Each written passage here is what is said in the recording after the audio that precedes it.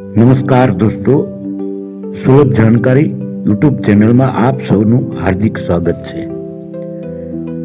મિત્રો, મોદીજીએ આર્થિક સંકળામણને કદાચ નજીકથી જોઈ છે.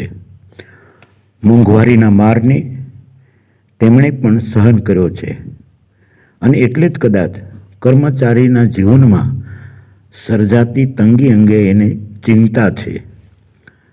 કુટુંબનું ભરણ પોષણ કરવામાં એક માણસને કેટલી મુશ્કેલીઓ પડતી હોય છે તે તેમણે અનુભવ્યું છે. મોંઘવારી અત્યારે વિકરાળ સ્વરૂપ લેતી જાય છે. એવામાં એક કર્મચારીના પગારમાં કુટુંબનું પૂરું પડતું હોતું નથી. અત્યારે કર્મચારી હપ્તા ભરતા થઈ ગયો છે.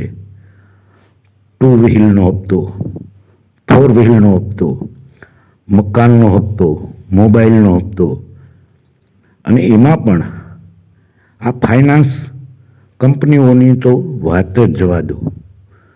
જે તે વખતે ગમે તેમ કરીને કર્મચારીને સકંજામાં લઈ લે છે અને પછી EMI વખતે અણી કાઢી નાખે છે. એમાંય હપ્તો ન ભરી શકાણો હોય તો દિવસમાં 10 થી 15 વાર કંપનીઓના ફોન આવે છે.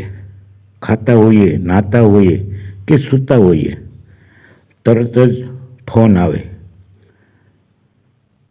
માણસ સાવ કંટાળી ગયો છે, પણ થાય શું?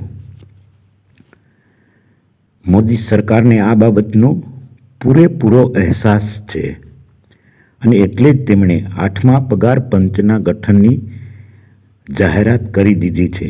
એટલું જ નહીં, પગાર પંચે માત્ર એક જ વર્ષમાં તેનો આખરી અહેવાલ સરકારશ્રીને સોંપી દેવો તેમ પણ કહેવામાં આવ્યું છે. કેમ કે તારીખ 1/1/2026થી 8મું પગાર પંચ લાગુ કરવાની કેન્દ્ર સરકારની પૂરેપૂરી તૈયારી છે.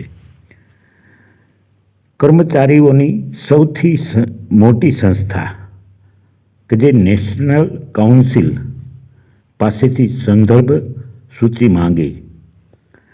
ત્યારબાદ 10/2/2025ના રોજ JCMની બેઠક શિવગોપાલ મિશ્રાની આગેવાનીમાં થઈ.